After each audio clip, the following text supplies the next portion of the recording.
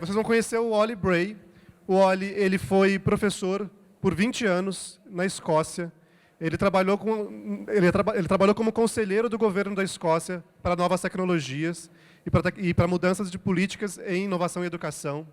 E hoje ele é diretor da Lego Foundation e o cargo dele diz muito sobre esse trabalho. O cargo dele, ele é diretor para conectar o brincar e o aprender. Tem um cargo mais legal que esse, né? Conectar o brincar e o aprender. É muito legal. Então, por favor, com uma salva de palmas, vocês podem receber o Oli Bray para o estádio? Muito bom. A palestra dele vai ser em inglês, gente. Então, quem tiver com foninho já pode preparar aí, tá bom? Oli, muito bem-vindo. Welcome. Thank you. Thank you so much. Great. It's really Ótimo. great to be here. É ótimo estar aqui. Realmente é ótimo voltar ao Brasil fazer um trabalho aqui. I'm gonna repeat the introduction. Eu vou probably for my first few repetir slides. a introdução aqui nos primeiros I 3 guess I just slides. wanted Eu só queria to say that the context that dizer I've que o worked in contexto for em most of que my eu career trabalhei for na grande over parte 20 da minha years was in carreira, Scotland. em mais de 20 anos, Scotland's very similar foi to na Brazil. Escócia. It's Escócia é about the parecida same com o size. Brasil, mais ou menos o mesmo tamanho, It's got about the same amount of people. mais ou menos a mesma quantidade de It's completely gente, surrounded by water. completamente rodeada de It's very, água. very different. It's a very, very different cultural Na verdade, context. é um But I contexto think cultural bem what I learned diferente. from E o que eu working in that aprendi context ao has been trabalhar really nesse useful in the contexto work that I've me then ajudou gone to do muito no in trabalho que schools eu and acabei education systems fazendo around the em world. escolas e sistemas educacionais no And as mundo the inteiro. introduction said, E conforme a I introdução disse, started off, eu as a comecei teacher. como I professor. was a geography teacher Fui in professor a de high school geografia just outside numa of escola de Edinburgh ensino is the capital of médio, ali Scotland. próximo de Edinburgh. Edinburgh é a We capital had da Escócia. a big curriculum reform E nós in tivemos Scotland, uma grande reforma which started in curricular na Escócia, que 2002. começou em 2002. Like most curriculum reforms, Assim it's como still going grande on. parte das reformas curriculares, continua. But I was Ela really continua. involved in the rollout of Mas the eu curriculum participei reform da from implementação dessa 2008 reforma to entre 2008 e 2012, onde eu atuava em tecnologias emergentes na aprendizagem, era responsável por uma equipe pedagógica, mas também eu era responsável pela equipe de infraestrutura. Então, a parte técnica e pedagógica. Isso era bem singular na época, porque nós acreditávamos que as pessoas que têm expertise técnica no governo, nas escolas, não entendiam as necessidades dos professores. Então, obviamente, é um país bem menor, mas a gente aprendeu muito nesses 4 anos e, como resultado disso, nós temos uma boa infraestrutura na Escócia que apoia a pedagogia em vez da tecnologia que apoia as funções administrativas da escola. O problema com banda larga e infraestrutura é que começa a ficar um saco depois de um tempo. E quando você ama trabalhar com crianças, e você ama trabalhar nas escolas e trabalhar com pessoas, tem aquela coisa de voltar para a escola e tentar fazer algo de diferente. Então, nos últimos anos eu trabalhei como diretor de uma escola de ensino médio nos Highlands, chama Kingilsey. Provavelmente vocês nunca ouviram falar, acho que vocês nunca vão lá, mas é um lugar excelente para trabalhar. Dentro de um dos 2 parques nacionais, fica essa escola. É uma área bem rural e temos os desafios de uma área rural, além do contexto escocês. Enquanto eu trabalhei lá, continuei trabalhando com a Universidade de Highlands and Islands, que é um conjunto de campos universitários naquela região. E tudo é unido sob uma mesma rede, porque a gente acreditou que era uma forma mais eficiente de trabalho, principalmente na educação para os educadores e também para atender necessidades locais em relação aos enfermeiros, oftalmos e saúde local. E ainda sou apaixonado pelos recursos da educação e nova mídia para recursos educacionais. E isso continuou na época que eu estava na Escócia, trabalhando com a BBC e o que eles fizeram. Eu vou falar sobre ser professor hoje, algumas histórias, mas também eu sei bem que o mundo na Escócia é diferente do nosso contexto aqui, né? Eu acho que a gente precisa ter essa ciência, mas a gente sempre pode pode aprender algo. No dia 1º de novembro, no ano passado, nós decidimos que já era hora de uma outra mudança. E eu vou falar sobre a Fundação Lego daqui a pouquinho, um pouco mais. E fui trabalhar lá e saí para a Dinamarca. A Lego é uma empresa dinamarquesa e ainda é uma empresa familiar. E nós moramos numa pequena cidade chamada Billund. A gente não mora em Copenhagen, é uma cidade chamada Billund. É bem rural, é bem parecida com a cidade anterior que eu morava. E toda a cidade está ligada à Lego, porque é uma indústria tão importante daquela área. Isso aqui é a Lego House, que eles chamam, a Casa Lego. Não é um modelo aqui, é um local real. E eu queria mencionar, porque fica a 250 metros da minha casa, e é muito bacana. Também queria mencionar essa casa porque ela foi desenvolvida para ser um museu, onde as crianças poderiam tocar tudo lá dentro. Um dos desafios, é claro, com os museus mais tradicionais, não como um exploratório, se vocês ouviram a história do Sebastião ontem, mas o desafio, na verdade, dos museus, você pode ver e ler, mas você não pode tocar. E a gente sabe que isso é muito importante. Por isso que nós estamos aqui nessa conferência. Eu perguntei para o Leo, o que você quer que eu fale? E o Leo me ajudou muito. Ele falou, fala sobre o que você quiser. Então pensei em começar falando que adoro andar de bicicleta. E tem 2 pontos aqui. O primeiro é que eu sempre procuro alguém para ir andar de bicicleta comigo, porque eu não tenho muitos amigos, né? Eu viajo muito. Brincadeira. 2 amigos, vai. Mas também porque eu acho que o ciclismo é uma boa metáfora sobre o que a gente está tentando fazer. E eu vou explicar o que eu quero dizer com isso. Eu cresci no Reino Unido. E quando eu aprendi a andar uma bicicleta, isso aqui é o tipo de bicicleta que eu aprendi a usar, a andar. Não era tão bacaninha como essa, né? Era preta, era de segunda mão, a minha mãe comprou num brechó, mas era bem parecida. E eu comecei a andar com essa bicicleta, e a questão-chave são as rodinhas, né? Ou estabilizadores. Vocês têm isso no Brasil, né? Claro, né? Interessante, não é? Se vocês têm as rodinhas aqui no Brasil, eu também imagino que vocês ajudam muito essa indústria aqui de Band-Aid. E os dois são bem relacionados, né? Porque o que eu aprendi é que andar de bicicleta com as rodinhas não é nada como andar de bicicleta de verdade. E na Dinamarca, já vi isso bastante em outros países do mundo. Se quisermos ensinar as crianças a andar de bicicleta, a gente ensina elas a andar de bicicleta sem a rodinha e sem os pedais, na verdade. Porque a parte mais difícil de andar de bicicleta é o equilíbrio. E não é o girar a perna, não é pedalar. A maior parte das pessoas consegue pedalar bem porque é igual andar, né? O ponto é que durante a minha carreira, e acho que o que a gente está tentando fazer aqui é que eu sempre estive muito interessado em pegar algo que funciona, porque sem dúvida nenhuma, você pode aprender a andar de bicicleta com as rodinhas, mas é a forma errada de andar de bicicleta. Toda a pesquisa diz que está errado, todos os acidentes dizem que está errado, os milhões de dólares que nós gastamos em band-aids dizem que está errado. Então, a gente precisa pensar em formas diferentes de andar de bicicleta, mas a gente não muda a bicicleta.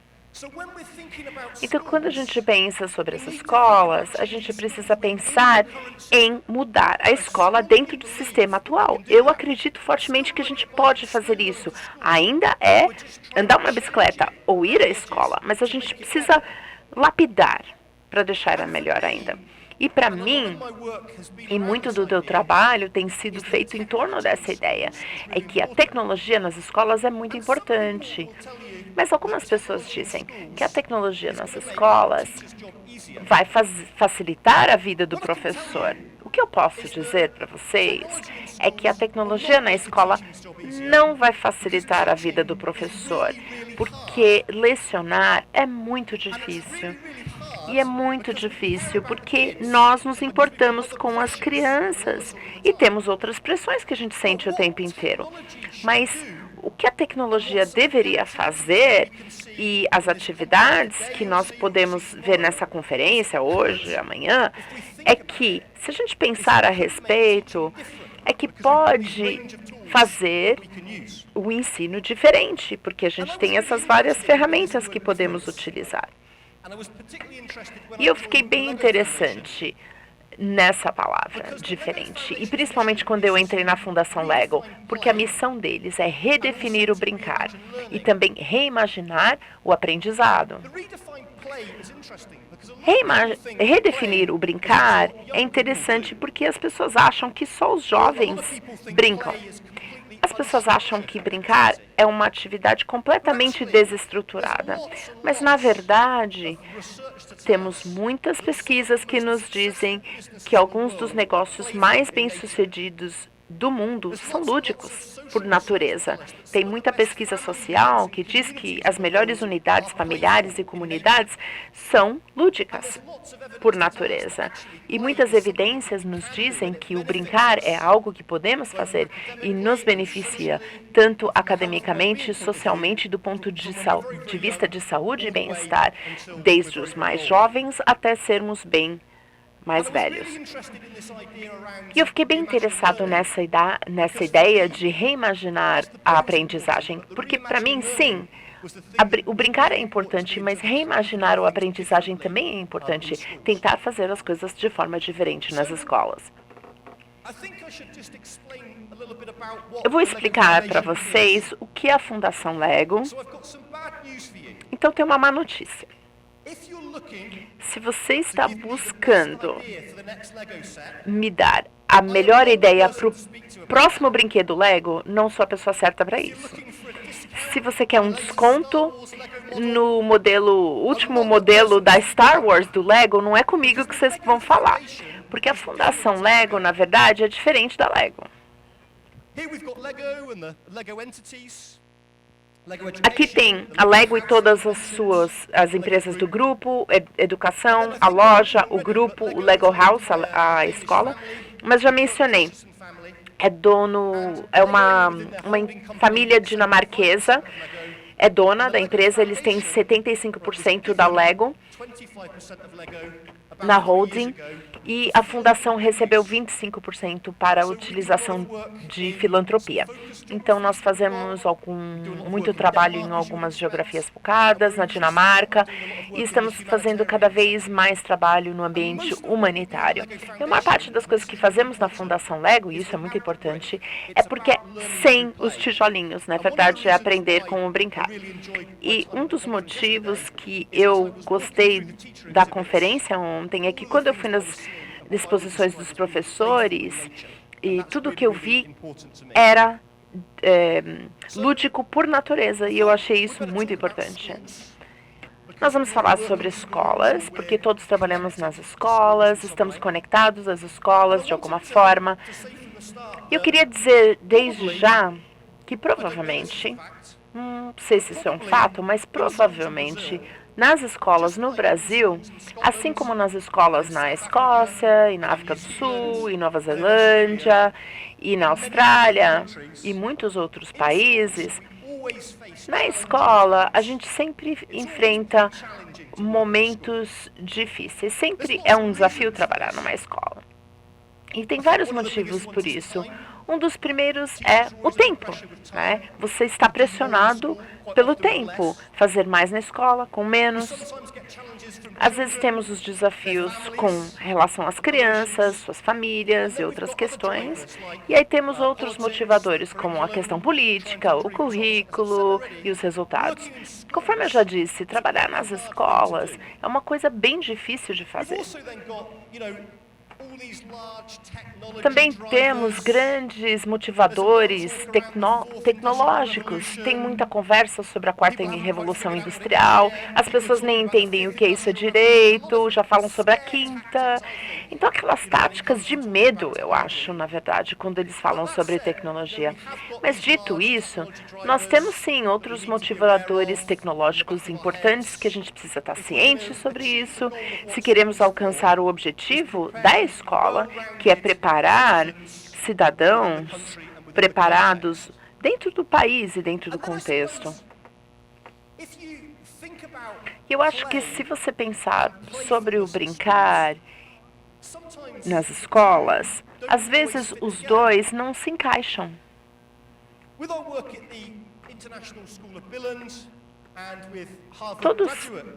Nós temos uma escola de pós-graduação lá na universidade. A gente chama isso de paradoxo de brincar. Se eu penso no brincar em algo atemporal, caótico, arriscado, liderado pela criança, e depois eu penso o que acontece na escola, onde tem os tempos ordenado, seguro e liderado por um adulto, é difícil imaginar como uma escola pode ser jocosa, ou lúdico, desculpa. Então, quando a gente precisa pensar na liderança da escola que está confinada pelo sistema. Então, a ideia não é ir para o lado esquerdo, mas a ideia, sim, é chegar em direção à coluna do lado esquerdo, brincar, ou jogar um pouco com os horários para as crianças explorar as suas paixões, jogar um pouco com a questão ordenada da escola, para que as crianças tenham mais escolha sobre o que elas podem fazer ou com quem aprender. Pense sobre como a gente ensina o risco sem, é claro, prejudicar as crianças, porque isso não é bom para a carreira de ninguém. E pensar também sobre como às vezes podemos dar mais abertura para as crianças e não só ser liderado por adulto. Então, não é ser a coluna da esquerda, mas chegar mais próxima dela quando for possível. E já penso sobre isso há muitos anos. Aí decidi que é possível. Eu sei que é possível, porque eu fiz isso na escola que eu liderei, sob condições difíceis, sem muito pessoal e com poucos recursos. Mas eu concluí que se quisermos caminhar naquela direção, trata-se de dar poder às pessoas, ligar as pessoas e as comunidades e a prática. É a pedagogia, pensar sobre pedagogias diferentes, que são mais focadas nas crianças, e a gente vê muito aqui nesse prédio hoje. E trata-se da liderança da escola. Para mim, tem dois aspectos nisso. O primeiro, ou melhor, três aspectos nisso. Primeiro, trata-se de entender que todos os adultos que trabalham numa escola são líderes. Eles são líderes de aprendizagem na sua sala de aula. Segundo, trata-se do diretor da escola e que eles entendam que são os incubadores, permitem a inovação ou eles cortam a inovação. Normalmente são eles que dão permissão para isso. E terceiro, se você de fato quiser melhorar o sistema, você precisa entender que as crianças na escola de outra pessoa também são importantes, tão importantes quanto as crianças na sua escola. Ou seja, compartilhar recursos, compartilhar técnicas e trabalhar como equipe, uma equipe regional para gerar uma elevação do sistema, a melhora do sistema. As escolas trabalharem juntas em vez de concorrerem, porque no final das contas nós queremos melhorar as vidas das crianças, e não só a criança na sua frente, a criança na região, a criança no país e assim por diante. E também imagino que seja a utilização de ferramentas adequadas. Aqui é uma piadinha de um filme Lego. Está escrito, sempre seja você mesmo, sempre. A não ser que você possa ser o Batman. E aí, seja sempre o Batman. Mas a questão aqui não é a citação, é a foto, né? Se eu quiser colocar essa foto na parede, eu poderia usar um martelo. Mas eu não utilizaria uma serra elétrica. Eu poderia utilizar a serra elétrica para colocar isso, prender o quadro na parede e fazer um buraco e colocar lá dentro, mas não é a ferramenta adequada, né?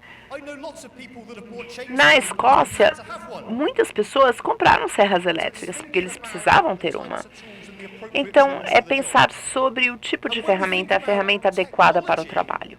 Aí, quando pensamos na tecnologia, e o tipo de tecnologia que a gente vê na escola, é garantir que, se quisermos mudar o sistema, não iremos utilizar uma tecnologia nova e ferramentas para fazer coisas que nós já fazíamos. Por exemplo, nós não vamos substituir os livros com os livros. Se o livro vai ler o mesmo livro, um livro é melhor, é mais barato, é mais rápido. Você não vai substituir quadros interativos ou projetores, ou colocar projetores em vez de quadro branco, porque não agrega valor, só acrescenta custo. E o que eu gosto da conferência daqui, depois de ler os tweets de ontem, conforme eu vi as exposições, eu vi muita utilização de tecnologia com a tecnologia adequada e muitas vezes tecnologias adequadas de baixo custo, que você pode de fato imaginar e ver que pode ter um grande efeito e impacto naquelas crianças que estão na sua frente. Nada caro, mas simplesmente tecnologia bem utilizada, ou seja, usando aquele martelo em vez da serra elétrica. Então, vamos falar sobre habilidades um pouquinho, porque eu acho que isso é muito importante. Um dos desafios em qualquer sistema educacional é o debate em relação a habilidades e conhecimento. Eu sei que algumas pessoas acham que as crianças precisam de mais habilidades e outros acham que as crianças precisam de mais conhecimento. Tem gente que acha que as crianças só precisam de conhecimento ou habilidade e aptidão, mas na verdade as crianças precisam de ambos. E tem muitas evidências que sugerem que as crianças precisam saber as coisas. E ao saber as coisas e conseguir lembrar dessas coisas, isso ajuda muito em algumas carreiras. Se eu falasse com o meu médico e falasse sobre como eu me sinto, e ele fala para mim, eu vou colocar no Google, eu ficaria bem preocupado com aquele médico, né? Eu imagino que ele saiba coisas e lembre de certas coisas, mas, ao mesmo tempo, muitas vezes nós percebemos que o currículo tem muito conhecimento irrelevante.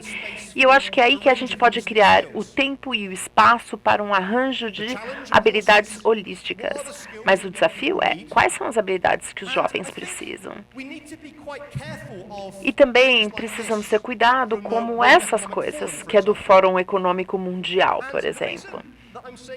O motivo que eu acho que a gente precisa tomar cuidado, que esse tipo de lista, pense em habilidades globais.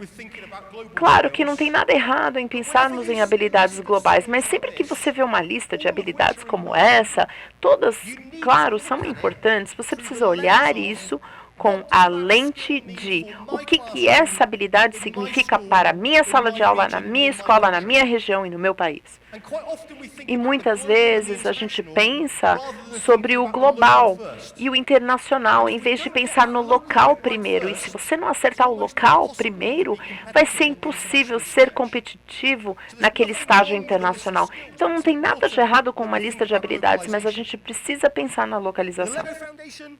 We talk a lot about holistic skills. Na Fundação Lego, a gente fala muito sobre habilidades holísticas. Essas são muitas daquelas que existem. Nós acreditamos que essas coisas são importantes. Tem subconjuntos para todas essas habilidades, habilidades físicas, habilidades sociais, cognitivas, emocionais e criativas. E como vocês estão numa conferência criativa, acho que vocês estão felizes de ver a palavra criativa, e a gente já vai falar sobre isso. Então, se pensarmos sobre como a gente desenvolve essas habilidades ou aptidões, na minha opinião, a gente desenvolve essas habilidades holísticas por meio de experiências engajantes e imersivas. E eu usei essa foto de uma criança do lado de fora, de propósito, porque, na minha opinião, como eu já disse, trata-se de bons professores usando boas ferramentas.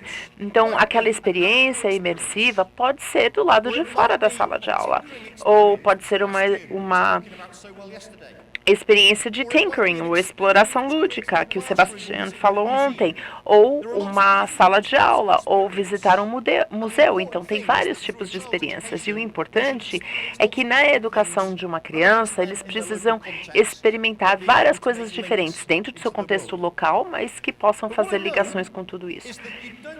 Então, eu sei que você não desenvolve experiências ricas só porque alguém fala para você sobre rios, vikings, poesia, mineração de carvão, Pitágoras, adjetivos, robótica. Você não desenvolve uma experiência imersiva porque alguém conta isso pra gente. Você precisa realmente, de fato, realizar. E na Fundação Lego, nós acreditamos que podemos desenvolver ou contribuir para essas experiências imersivas por meio de abordagens lúdicas. E a aprendizagem por meio do brincar acontece quando a atividade significa algo, quando é prazerosa. Aliás, prazerosa é diferente de divertido. Quando eu estava treinando para uma corrida de rua, eu sei que não parece, né, pela minha forma física, mas quando eu estava treinando para uma corrida, durante a corrida, foi a pior experiência da minha vida. Eu odiei. Mas quando eu cheguei no fim, eu senti toda aquela satisfação e aquela alegria. Não foi divertido, mas foi muito bom aquilo. E é isso que a gente precisa sentir. Interação social, engajamento e iterativo. E para mim, quando eu entrei na Fundação Lego e vi essas 5 características, eu pensei, eu concordo com cada uma delas, porque eu fui professor em sala de aula e fui diretor de escola. Então, quando eu vejo essas 5 características, eu penso, são 5 características de uma aula excelente, porque as melhores aulas do mundo incluem essas coisas. Podem não incluir todas elas o tempo inteiro, mas queremos que a aprendizagem seja significativa, queremos que as crianças saiam felizes daquilo e queiram voltar. Queremos interação social, se for adequado, que eles sejam engajados na aprendizagem e queremos que seja iterativo, ou seja, que a criança acrescente a esse processo e acrescente à sua aprendizagem. Então vamos pensar sobre a aprendizagem por meio do brincar. Aqui é um pouco de histórico do Lego. O Lego vem de 2 palavras dinamarquesas, que significa brinque bem. O Lego não começou com essas pecinhas plásticas. Eles começaram com brinquedos de madeira. Aliás, o fundador do grupo Lego, o Ulka Richardson, ali em cima, começou a fazer esses brinquedos de madeira porque ele não ganhava dinheiro suficiente como carpinteiro. Então ele diversificou. Interessante, porque ele era criativo. Ele era criativo como carpinteiro e como um produtor de brinquedos, né? Tem o Godfrey no meio E tem o Kel lá embaixo. Kel is now in his O Kel early 70s. tem em torno de 70 anos agora. Still walks around the Lego campus. E ele ainda passeia pelo campus da Lego, ele ainda fala bom dia para todo mundo, ele é muito feliz. E ele realmente vive essa experiência alegre, uma pessoa alegre. What feeling learning through play might look like. E a gente vai ver agora como é que é a sensação de aprender pelo brincar. Eu preciso de alguns voluntários, vamos precisar de alguns minutos. Então, o que a gente vai fazer? A gente vai dar a cada pessoa na sala um saquinho de Lego e vocês não vão abrir isso, tá? Até que eu diga And give you the já. instructions. E aí eu vou dar as instruções. Então, eu vou distribuir. Okay, if you've got a bag, Bom. hold it up. Levanta a mão se você tem o saquinho já, chacoalha o saquinho. And now shake it annoyingly at the person next to you. Agora chacoalha na frente da pessoa do seu lado para irritar ela bastante.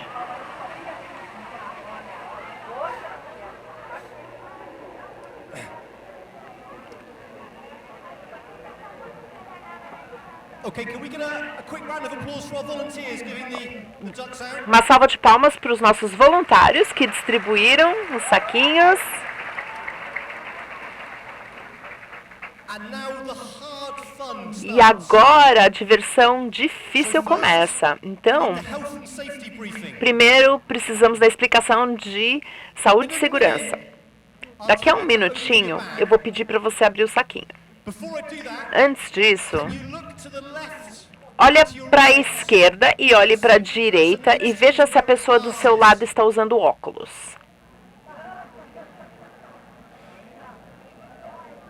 If they're not wearing glasses, Se eles não estão usando please óculos, open your bag slowly. abre o saquinho devagarinho. Okay, here's what we're going to do. Então é o seguinte, I'm going to count down from 5. eu vou fazer uma contagem regressiva de 5, começando com 5, né? I'm going to give you E depois 40 seconds vocês terão 40 segundos to build a duck. para construir um pato. 5, 5, 4, 3, 2, 1, 1. go. Já! Your duck. Deixa eu ver seu pato. Vamos lá. Maybe have a look at the duck next to you. Dá uma olhada no pato do seu lado. Ah, esse é bom, muito bom. Is that a duck or a... Is that a duck or a car? Isso é um carro ou é um pato? Okay, a few bits Deixa eu there. ver. Ah, tá bom. This duck's been in some kind of terrible accident Esse pato sofreu algum acidente horrível. with a shark over here. Aqui temos um tubarão. It's a duck or an aeroplane. Isso é one or the um other. pato ou um avião? Sei lá. Excellent. Really good. Excelente, muito bom.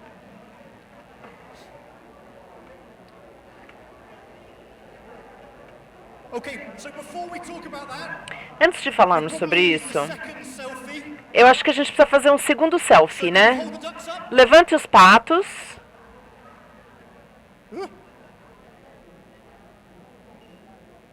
3, 2, 3, 2, 1.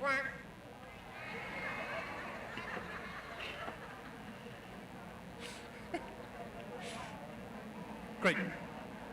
Ótimo. The really interesting thing Então, about this, a coisa muito bem interessante sobre isso as I was é que, walking into the conforme eu andei ali agora na plateia, todo mundo everybody has built something construiu alguma with the coisa same things com as mesmas a coisas unique thing. para criar algo And actually, when you singular. look at what's been E created, quando você vê o que foi criado, você consegue imaginar que é um pato.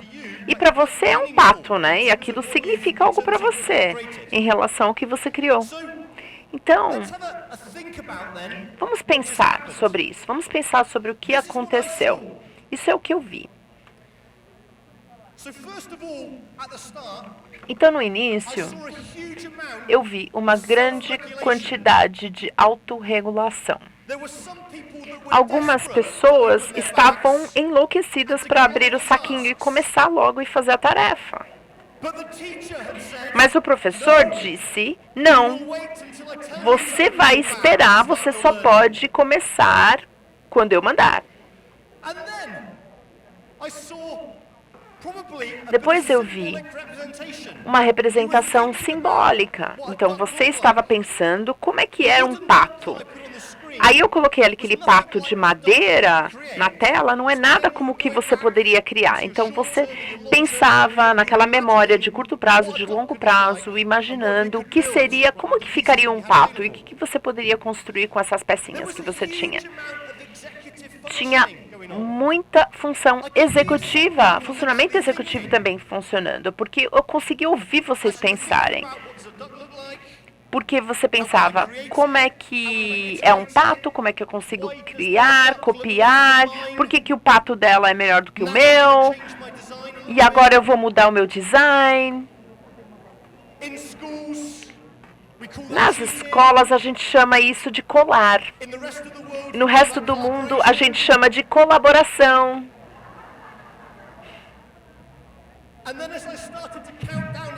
E aí, quando eu comecei a contagem regressiva no final, aquela autorregulação, nossa, eu preciso terminar para que eu fique orgulhosa dele.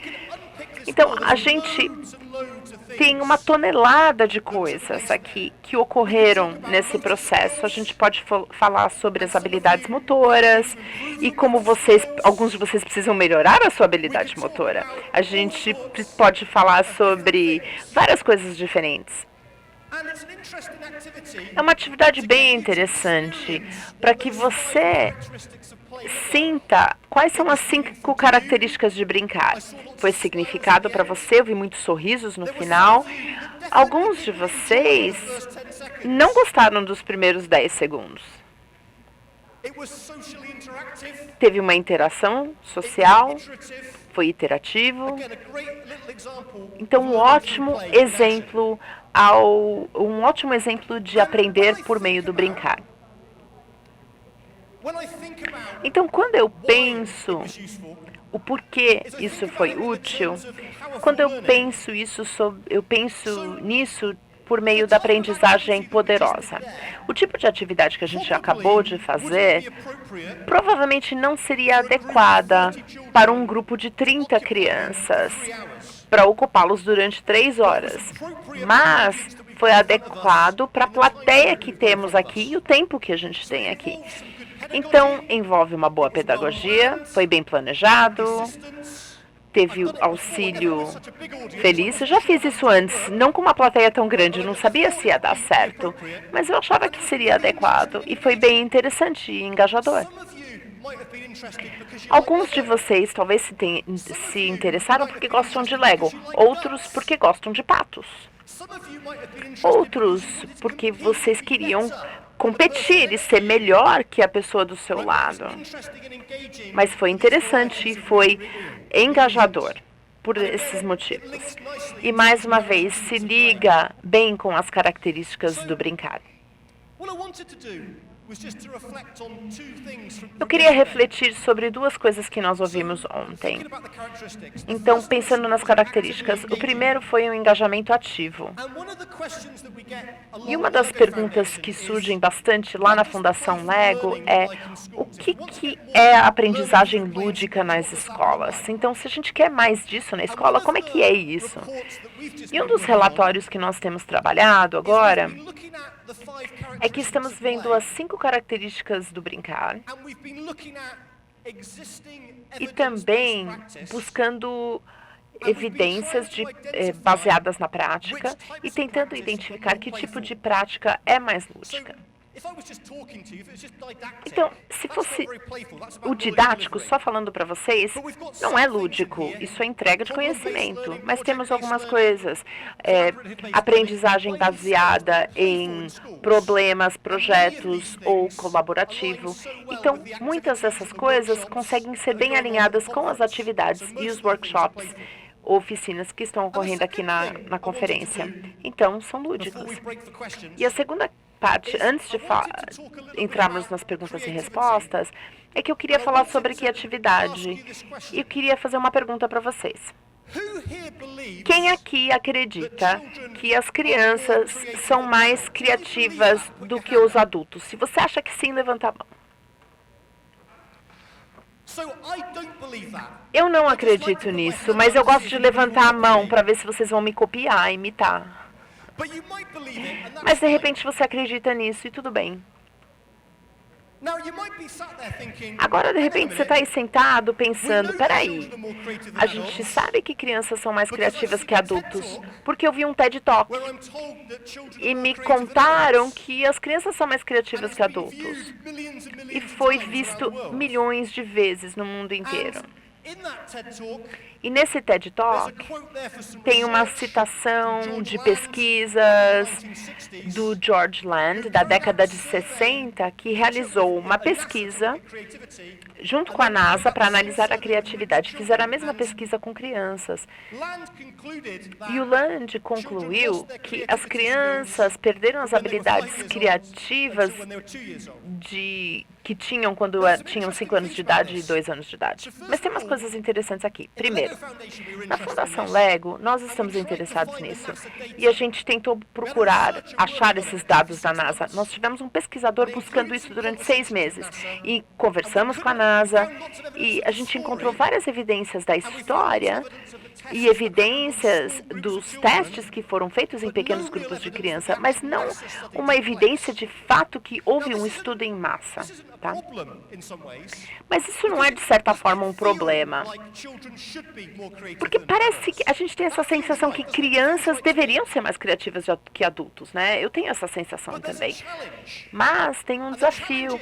E o desafio é que desde esse TED Talk do Evans, que é muito bom, realmente avançou bastante, a gente sabe muito mais sobre criatividade do que antes.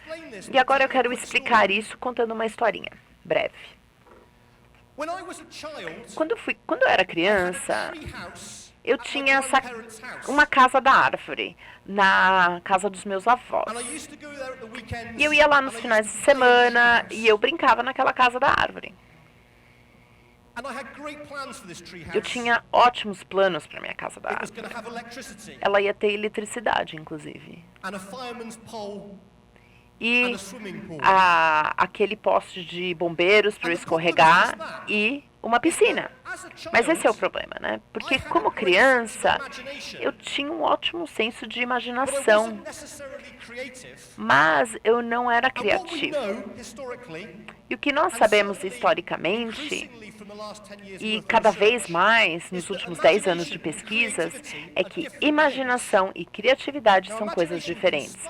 A imaginação pode levar à criatividade, pode incentivar a criatividade, mas são diferentes. E se nós, de fato, queremos desenvolver habilidades criativas nos jovens, nas crianças, nós precisamos de originalidade, imaginação, aquele pensamento divergente, aquelas coisas que os jovens fazem tão bem. Mas também precisamos de adequacidade. Porque teria coisas melhores que eu poderia construir para minha casa da árvore que poderiam ser soluções criativas e boas e possíveis, fora daquele domínio da fantasia. E quando eu penso sobre palavras associadas à originalidade, geração de ideias, correr riscos, flexibilidade, quando eu penso sobre as palavras relacionadas à adequacidade, avaliação, lógica, foco persistente, então, na verdade, você começa a entender, assim, que se quisermos, de fato, desenvolver a criatividade nos jovens, trata-se de fazer com que os adultos e crianças trabalhem juntos e também aprendam juntos. O que eu vi nos workshops, nas oficinas ontem, e por que o tinkering facilitado, a exploração lúdica facilitada é um ótimo exemplo disso, porque o professor não sabe o que vem a seguir. Ele precisa aprender com a criança o tempo inteiro, porque todo mundo naquela sala de aula vai criar outra coisa que é diferente e importante para aquela criança. O professor não diz, vocês vão fazer exatamente a mesma coisa. Então, a atividade de tinkering que a gente tem visto, as atividades aqui são ótimos exemplos sobre como nós podemos desenvolver a criatividade nas crianças. Próxima pergunta. Crianças aprendem de forma mais flexível do que os adultos? Verdade? Levanta a mão. As crianças aprendem de forma mais flexível do que os adultos? Nesse caso, eu acho que é verdade. E nós sabemos isso por conta das pesquisas, vários anos, sobre aquela importância dos primeiros 1000 dias de desenvolvimento da criança. Sabemos que precisa de estimulação precoce. E aí eles vão crescendo, a puberdade e quando chegam adultos, os adultos podem influenciar as crianças de forma muito ruim, porque o cérebro está crescendo e eles aprendem comportamentos. Então, isso é verdade, sim. Voltando ao meu ponto, a gente precisa pensar sobre como as crianças e adultos conseguem trabalhar juntos, ou podem trabalhar juntos, em equipes co-criativas. E meu desafio para vocês, e imagino que tenha muitas pessoas aqui na plateia que são muito bons nisso, mas o meu desafio para vocês é se perguntar isso. Na sua sala de aula, ou na escola que você é responsável, com qual frequência as crianças e os adultos aprendem juntos? A chave aqui é aprender, não é fazer atividades juntos, na verdade é aprender juntos. Porque é aí que eu acho onde a gente vai ter a criatividade e a mágica. Então, para resumir essa parte da palestra, e deixa eu tentar acertar aqui o que eu vou falar, é que eu acredito que as crianças não são gênios criativos, mas nós temos muito a aprender com eles. Dito isso, nós precisamos tomar cuidado quando trabalhamos com crianças para que a gente não comunique para eles que a melhor forma de aprendizagem é expertise, porque não é o conhecimento.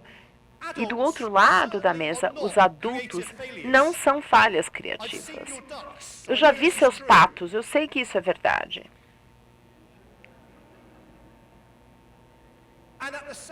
E ao mesmo tempo, nós utilizamos os adultos, como adultos, precisamos tomar cuidado por não criticar os outros ao poder trazer conhecimento e expertise e ideias e transformar ideias em realidade. E a próxima pergunta é como a gente ensina criatividade. Eu acredito fortemente que podemos ensinar criatividade ao convidar as crianças a criarem coisas novas. Simo Papa falava sobre isso, o Sebastian falou sobre isso, outras pessoas também.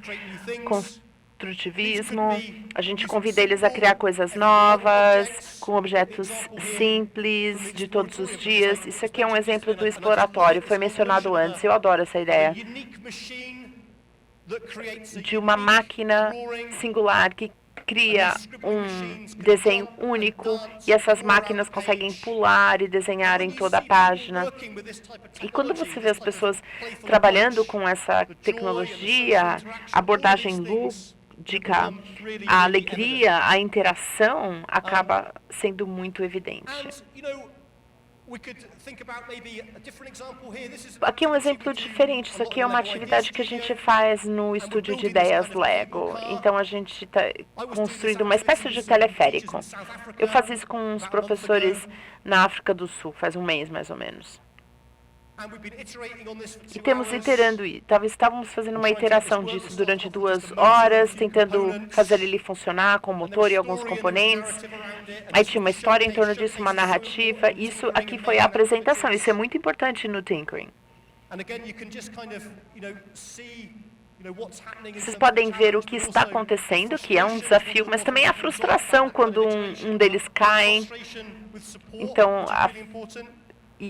isso é muito importante, o suporte, o apoio quando tem frustração. Às vezes a frustração e falha é bom, a gente aprende com isso. E aqui no final, esse que funcionou, foi construído e deu certo. Então são exemplos, são atividades lúdicas que nós podemos realizar. Também podemos criar digitalmente, puramente digital, com o Scratch e outros software. Foi ótimo ver o gato Scratch aí fora ontem. E também podemos ligar isso a coisas mais sofisticadas, como robótica e outras soluções em robótica. Para mim, onde eu acho que isso fica bem poderoso e importante, é quando a gente pensa, se a gente pensa sobre isso sozinho ou pensamos das duas coisas juntas, às vezes, se fizer sentido, ou às vezes podemos combinar as três coisas para criarmos ambientes de aprendizagem muito poderosos para os jovens. E como uma conclusão final, antes de encerrar, é para enfatizar esse ponto.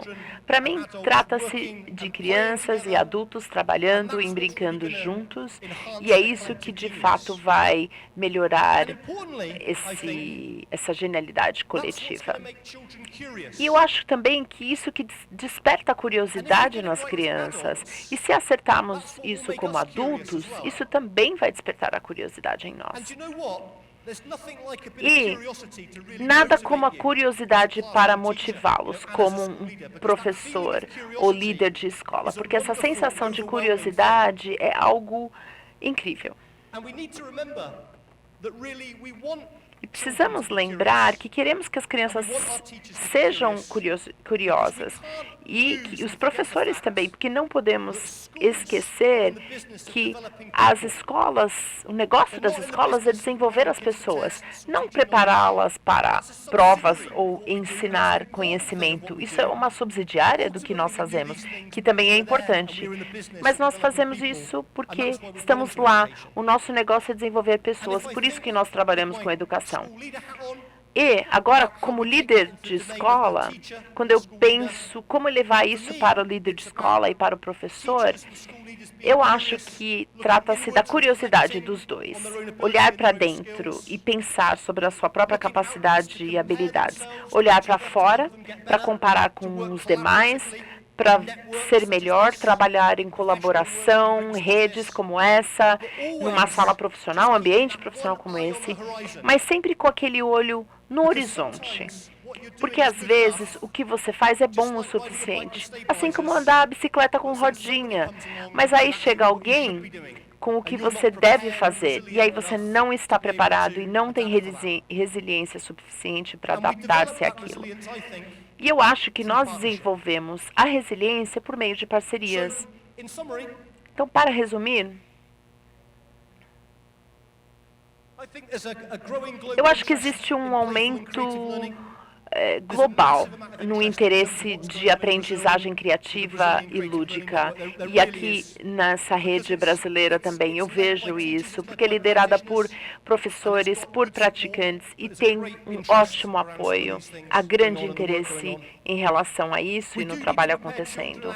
Precisamos preparar as crianças e adultos e eles precisam das habilidades para se preparar para a mudança, mas a gente precisa pensar local primeiro e depois internacional, acertar aqui na sua comunidade antes de pensar global. Ganhamos essas habilidades por meio de experiências engajadoras e eu acho que algumas atividades que nós vemos aqui são engajadoras, tem outras experiências engajadoras também. E podemos desenvolver essas experiências profundas e imersivas por meio da colaboração e reflexão e iteração de professores. E eu, de fato, acredito que nós podemos aplicar toda essa aprendizagem para solucionar problemas complexos. E acredite, nada é mais complexo do que a educação. Se não fosse complexo, já teríamos resolvido, né? Esse é o final da minha palestra. Eu coloquei esse censo para ver se faz sentido. Eu mostro esse slide lá na Escócia. Porque a gente se divertiu, a gente olhou pesquisas, mas eu acho que muita coisa que eu estou dizendo aqui, e é por isso que vocês estão aqui, é o bom senso, é uma boa aprendizagem, um bom ensino, porque a gente se importa com a educação e com as crianças. Não sei se dá para traduzir isso, mas chama a pedra de previsão do tempo do Gary. Então é uma pedra que fica pendurada num barbante e diz: pedra molhada, está chovendo. Pedra seca, não está chovendo. Shadow on the ground. Sombra no chão? Sunny. Está sol. Stone jumping up and down. Pedra pulando para cima e para baixo? Earthquake. É porque tem um terremoto. Stone gone. Pedra desapareceu? Tornado. Tornado. So just a small example of Então, esse é um pequeno what we're doing is exemplo good.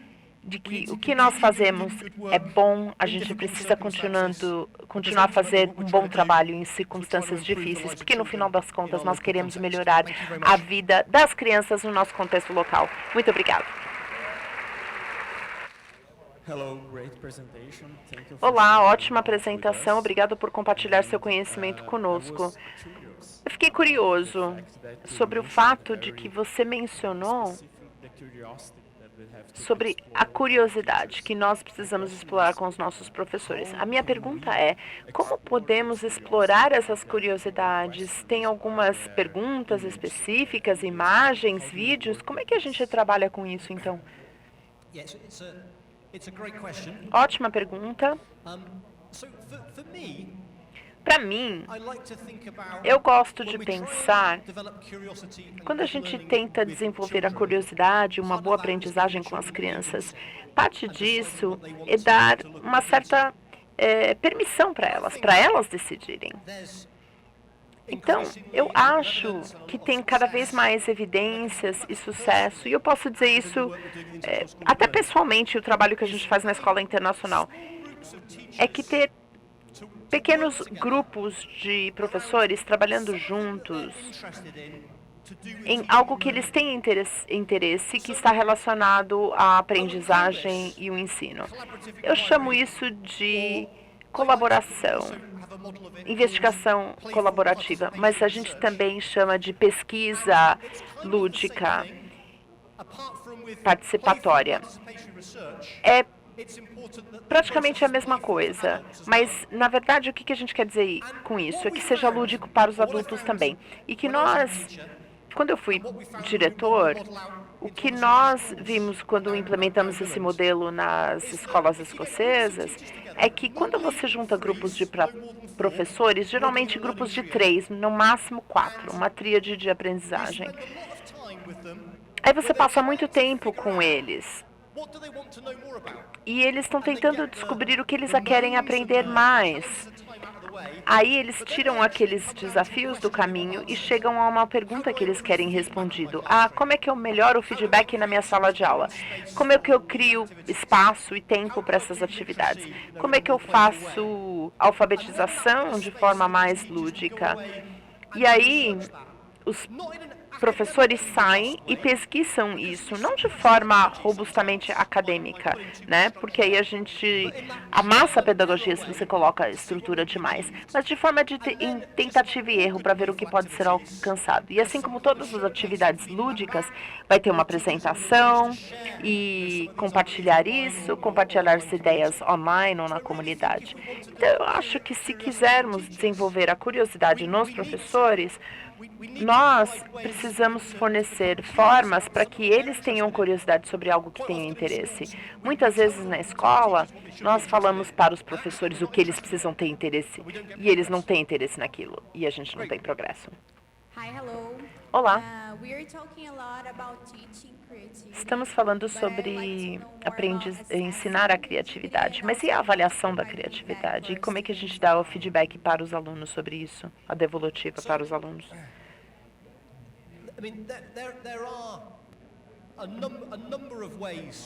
Tem várias formas em que a evidência sugere que você pode avaliar, não necessariamente a criatividade, mas o pensamento criativo. O desafio em torno dessas coisas é que são altamente complexos, então, para de fato aplicar nas escolas. E muitas vezes o trabalho que a gente tem feito em torno da avaliação da criatividade, na verdade, é avaliar a criatividade nos adultos em vez das crianças. Então, as medidas utilizadas, muitas vezes, as medidas utilizadas são adequadas para a idade.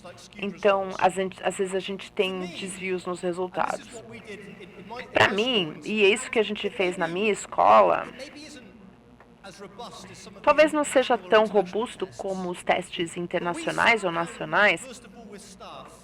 Mas nós sentamos com a equipe e analisamos as habilidades que seriam relevantes para as nossas crianças, que incluíam,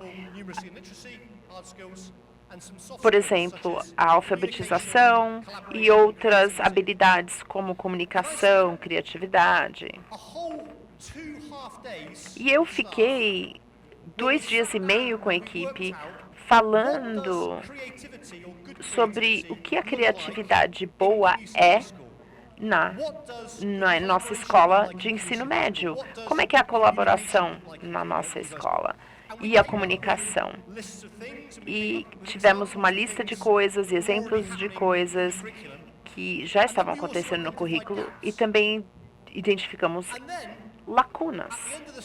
E aí, no final da sessão, que tinha ido muito bem, uma das crianças levantou a mão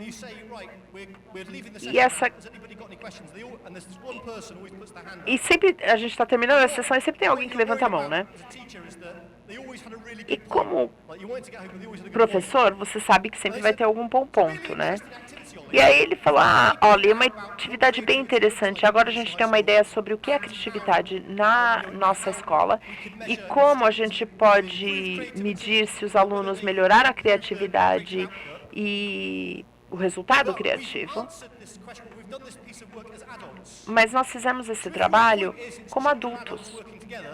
E a questão é, quando você tem adultos e crianças trabalhando junto, você precisa perguntar para a criança. A gente falou, bom, ideia interessante. Então tá, aí fomos lá, repetimos a mesma atividade e dessa vez em 5 workshops, oficinas de meio período, e aí vimos as crianças desmontando e mudando. Aí você fala assim, isso pode ser um exemplo de criatividade, mas a gente não acha que isso é criatividade.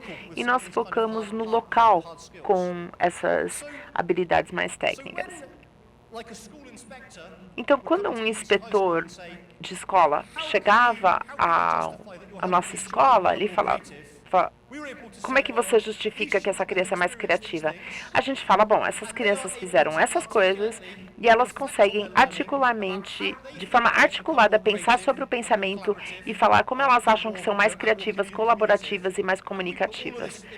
E colocamos todas essas informações e evidências dentro de um portfólio. Então, estava lá. Tem uma forma diferente, um pouco diferente de ver isso. É mais difícil porque leva tempo e você precisa pensar sobre isso. Mas eu acho que é muito mais pessoal, de acordo com a escola e contexto, comparado às outras medidas mais exatas para analisar. Eu não sei se eu consegui responder sua pergunta de fato, mas porque é uma historinha. Ok.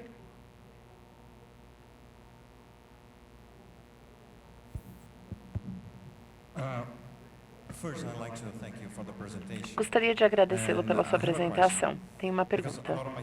Muitos dos meus alunos são adolescentes e adultos. Podemos utilizar técnicas parecidas com alunos mais velhos? Acho que sim. Pato é uma atividade pequena e rápida que fizemos, mas sem desrespeitar ninguém. Não há muita gente jovem aqui na sala, né? Ouviram, então? Então, para mim, o motivo pelo qual eu gostar de fazer a atividade do pato é que durante 20 minutos eu estava explicando o que é a aprendizagem lúdica, mas eu expliquei sem contexto. Então eu não faço o pato primeiro, porque eu quero a teoria primeiro, e depois eu quero que vocês sintam isso, para ver o que isso significa. Então, depois você pode pensar como isso se relaciona às outras atividades. Mas para os mais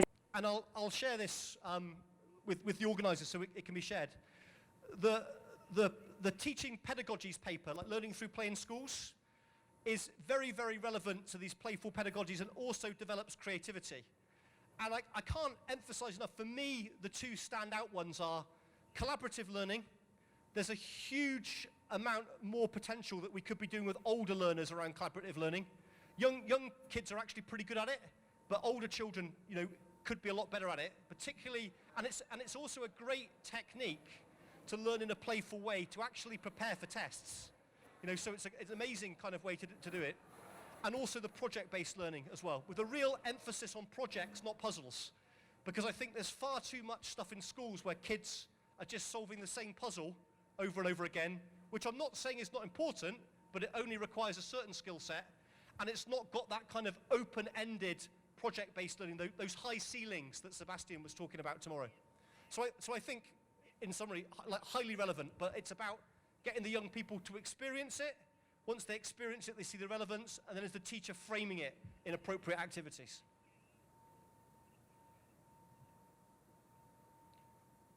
Great. Okay. I think we've run out. I think we've run out of time, but we can get other questions at the end if people have them. But we need to move on to the next workshop. So thanks again, everybody. Look forward to seeing you over the next day and tomorrow if you're around. Thank you so much, Charlie.